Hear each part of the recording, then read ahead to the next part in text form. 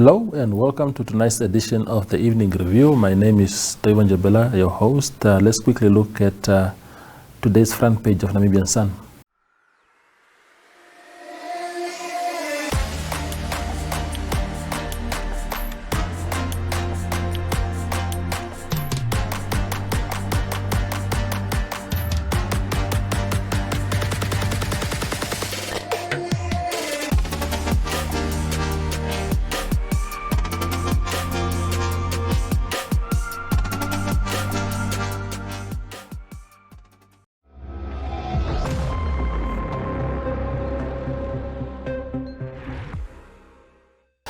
So in tonight's segment of the interviews, I'm joined by Mr. Tsudao Gurirab, who is the spokesperson of the Congress of Democrats.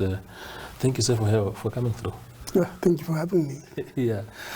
Just, I'm troubled a bit when I say you are the spokesperson of the Congress of Democrats, because I don't know if the party still exists. Does it still exist? The party is alive.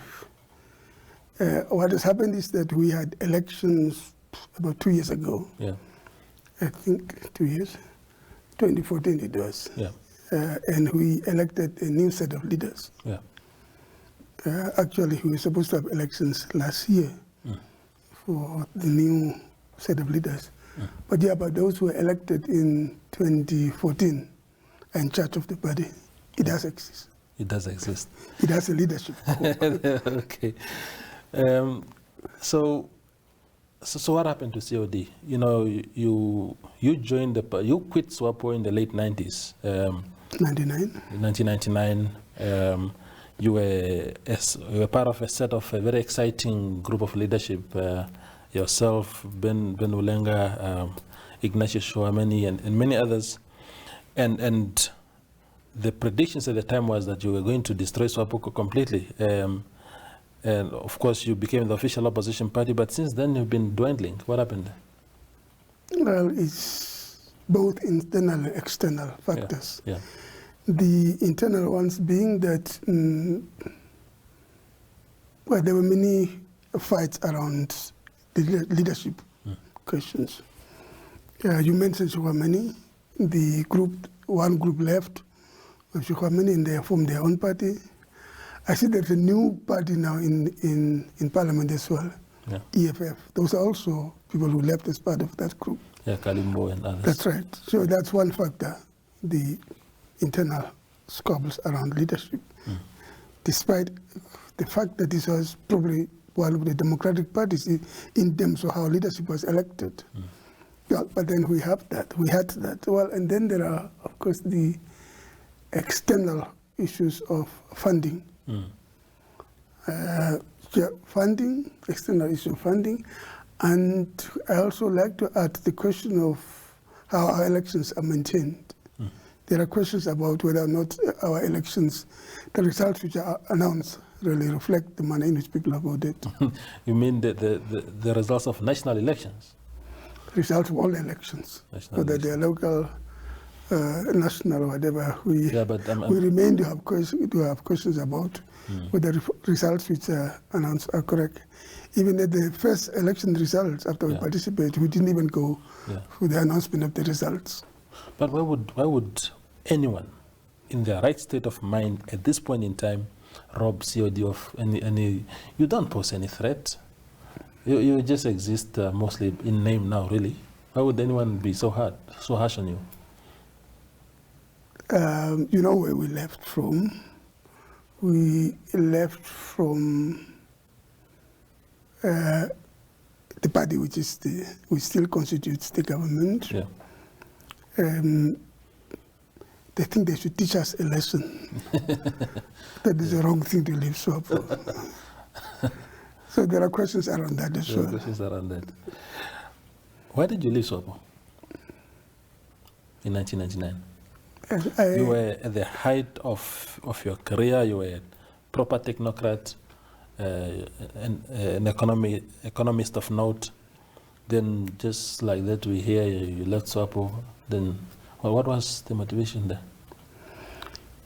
Well, the main thing why we were joining SWAPO was because of a principle.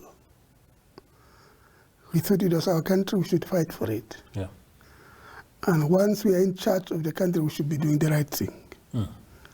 So we came here, or we got independence. We wrote probably one of the most admirable constitutions, underpinned by principles. Yeah. We thought we should maintain that. We had already in the sub-region some countries which were walking backward in terms of the principles on which independence was fought for. We thought we shouldn't follow on that route. And I would mention countries. One of those countries basically is now, well, its systems have basically collapsed institutionally, politically, economically. And we thought we shouldn't do that. I like to believe that what we have done has helped our country. What was being done wrongly at the time? People talk, in the case of Ben Ulenga, people talk about him having been opposed to former President Sam Nujoma standing for the third term. Was that also your issue? It is a fundamental problem. It is a fundamental problem in building a country. You cannot have individuals, whoever they are, above the constitution of our country. We cannot choose and change to fit individuals. It is fundamental. That's one of the reasons why our continent does not develop. There's another school of thought that usually get peddled as the reason why you left SWAPO, and that is that you were a permanent secretary in the Ministry of Trade, and I understand that there was a company that wanted to establish a car manufacturing plant here, and you were sort of being lined up to become the CEO of some sort for that company. And that company made a U-turn, and you wanted your job back in government, and government refused to give you back the job, and you get very disgruntled. You said, I'm quitting SWAPO now altogether because of that. I left. I was the first permanent secretary who resigned. I had resigned already in 92. 92. Yes. They had to ask me to come back. So I am not in politics. I was not in government, not for any material gains. I had two twins. I didn't own, well, I owned a car because that came with the job. Apart from the car which I was given by government, I didn't own anything in 92. But I chose to resign on principle in 92. So I don't need that. So the second time when you resigned, it was not. But how truthful was it that you were lined up for another job? I don't even know of a. I should know because I was Ministry of Trade. I don't know of a car assembly plant. Then I should know because I was there. 95 where I left is because my contract lapsed, and I had no interest in extending it. Tell me, Tsudao, you are a well-educated man. You have 2 master's degrees, one from Manchester. Your first degree was in economics. Why would you want to, at the time, of course, you mentioned the principle and all that. You were in exile, as a matter of fact. So I actually even fought in deliberation. I'm a ex-plant combatant as well. Precisely. I was just not in exile. So exactly. That's a very decorated history, and you were armed with the kind of skills that this country needed. And you quit being a technocrat to go into politics. That was not the nicest thing to do, isn't it? Well, for me, what is important for me is, in particular for a young country, it's important where we take the country. I don't think anybody will attempt now again to change the constitution to extend a term of a president. You see, that is the tenure of a president in our countries, in a new country. That's one of the things around which Africa has failed. It is important. It's because we had put in, if you look, you should just look at our continent, what has happened. So one guy goes in the office, he doesn't leave, he becomes a god, and there is nobody around him who corrects them. We thought here we will fight that it doesn't happen. I think it was an important thing. I'm proud of having been part of it. Mm-hmm. Another question, Tsudao, is where do you find the courage to be still in COD when even its founder, Ben Ulenga, has left it? Chiwameni is in parliament on a ticket of a different party. The Kalimbos from Namibia, Economic Freedom Fighters, are in parliament now also on a different party. What is it that's still keeping you in the party that has been abandoned essentially by everyone? The group of, you mentioned two groups which are both of them in the parliament now. One is EFF, the other one is APP. Those people who left from COD were part of the leadership discussions and disagreements around those. There was nothing undemocratic anybody did. I want to challenge those. All elections in COD were democratic. People didn't accept the outcomes and they left. They should leave if they want to. Why am I still in COD? Because it's my party. I think COD is a good thing. Indeed. I think it's, of course it is. Those principles are important.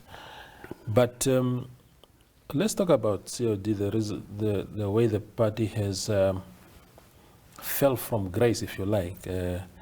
That is it. Of course, you spoke about infightings, people not accepting democratic outcomes and whatnot.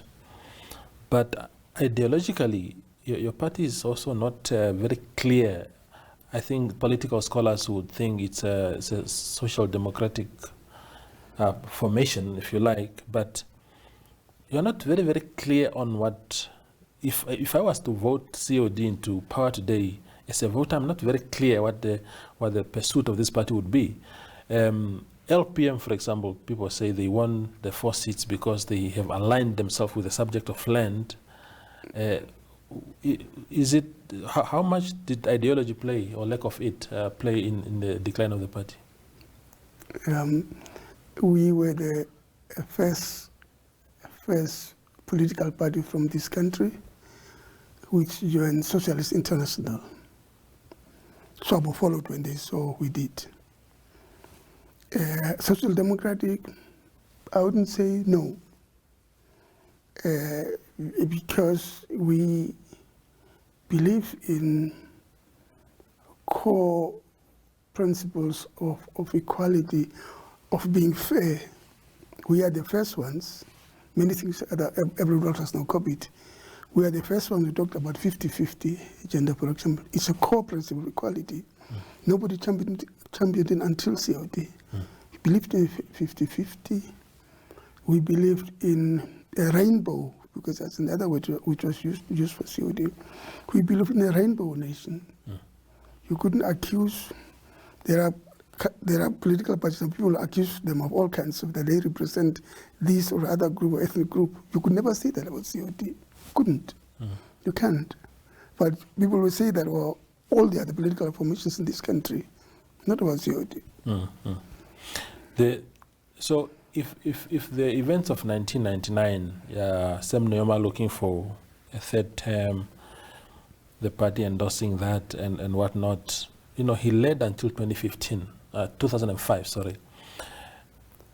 So what is it that, if that was the only issue that you had with SWAPO at the time, why didn't you rejoin the party when the likes of a lot of people have actually returned to the party since then? I don't know about Ben Ulenga, because I talked to him. Yeah. He's back in his village, he tells me. Yes. But he tells me he's a member of COD. That's what he tells me. I like to take his word. Okay. That's what he tells me. Yeah. What he tells me is that the local branch, whatever, or SWAPO in his village came to see him. Yeah. He says that's all. But he's a member of COD. I like to believe him. I don't know why I should rejoin SWAPO to do what? Because the problem that is Sam Nujoma is out of the way. Sam Nujoma is not the only problem. I just talk about 50-50 production. When we left, it wasn't there. Yeah. We say 50-50, they adopt that. We talk about young people in politics, they adopt that. Exactly. Yeah. So They have no program. So they're in a shape now that you wanted them to Now, be. if we hadn't left 2005, if we were part of it, we would be championing these things within SWAPO. But now we're outside. I have no reason to go back to SWAPO. Okay. Look, SWAPO was a liberation movement. I think it was if you're being politically active, that was the only right thing to do. If you're politically conscious, and that was the only right thing to fight for your country's liberation. I think it was the right thing. It was, but we are not fighting for country's independence now. We are fighting. Our cause now is to see how do we develop the country. I don't think you can do that. Only so I don't even know whether they know how to do it. So I have no reason to go back. I never will. You will never. No. Never say never, Mr. Gurirab. I know that, but I never will. People, they will take my corpse. Tell me about, as a trained economist, our economy is not doing too well. No, it's not. What went wrong in your analysis? And how can we get back to something better? Look, ours is a small economy based on a few natural resources, basically. What you call the economy is PEP and book bits, and that's not the economy. Those are people who are selling wares from elsewhere. Yeah. We don't produce anything. We could have, I think we have lost 3 decades of building the economy based on the natural resources which we have. Fishing we are giving away to, everybody knows that fishing we are giving away to people. We give some to company which you and your friends own, which you intend sell to. Fishing could have been based on building the economy. Tourism is another sector which we haven't done well. Agriculture also we could have done things. What is this thing called AMDA, whatever is government uses. Yes. But agriculture could have been used to build the economy. Mining. I think we could have done differently in terms of how the mineral resources are being used. I don't know why we couldn't have used a system where part of the beneficiation of the resources are done here locally. Because I put that in that, a lot of people who do it.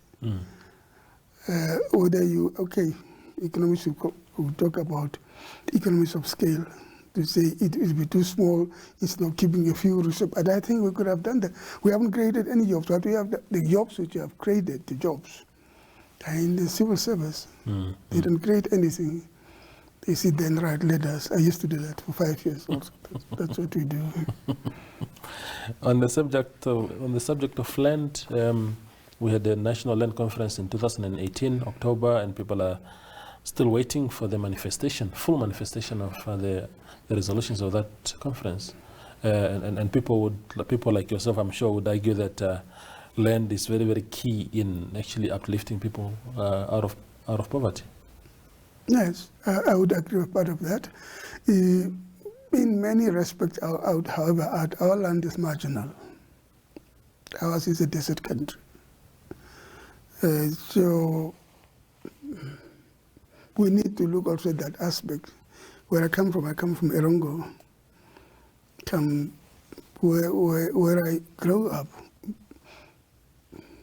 30, 40 years ago, people could still plant and have a livelihood from farming.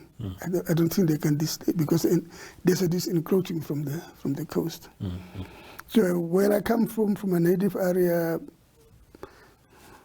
I see it already affects the commercial farms in Omaruru. So we need to have in mind that but a great part of our land is marginal. But having said that, I think not everybody wants 8,000 hectares farm. Here around, if you look around Commerce, people have many small farms, and they make a livelihood not only for themselves, they sell and they can live from it. So that sort of thing is possible. Not look at everybody having 8,000 hectares.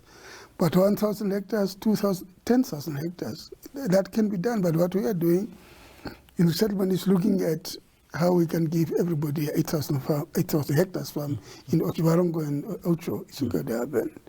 We should look at smaller units which are still viable, where people create both jobs and a livelihood for themselves.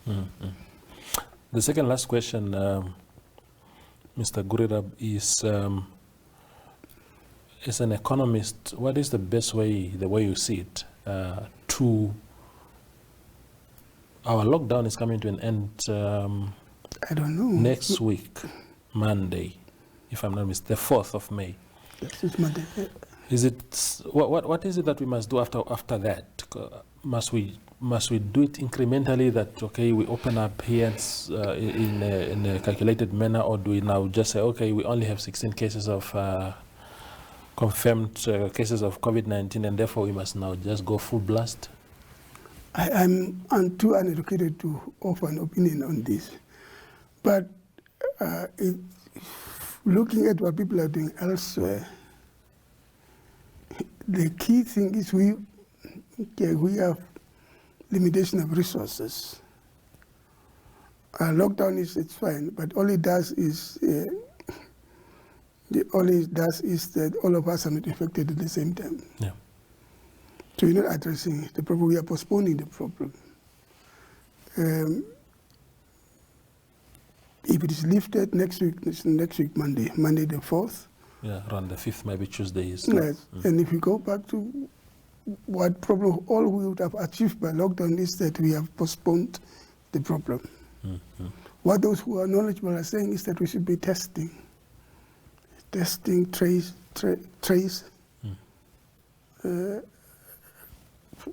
and treat. I don't know. We don't know. We lift it in 2 weeks' time. And so we wouldn't have achieved anything. I don't know. The final question then is, if my research is correct, you are 59 now. You're heading into your 60s. I think so. So so what is next for you? Do you just go and take your monthly grant for pensioners and your veterans money that you guys got, those of you who were in exile, or do you still pursue politics? How do you see things spinning out? I'll still be active in many respects. Yeah. Both politically, in terms of what I'm doing. I'm talking to a few friends about clubbing together, that we do it in a systematic way. Yeah. That is research, probably have an outfit, and to academic research. So that's one option we are looking at. But I'm still doing politics. Still doing politics. I'm following the president, who's AD, I'm told, almost there. Almost AD. So I may still be around there, age 80. Tsudao, thank you very much for coming through, man. Thank you so much. I appreciate it. That was Tsudao Gurirab, is the spokesperson of COD. Thank you for watching.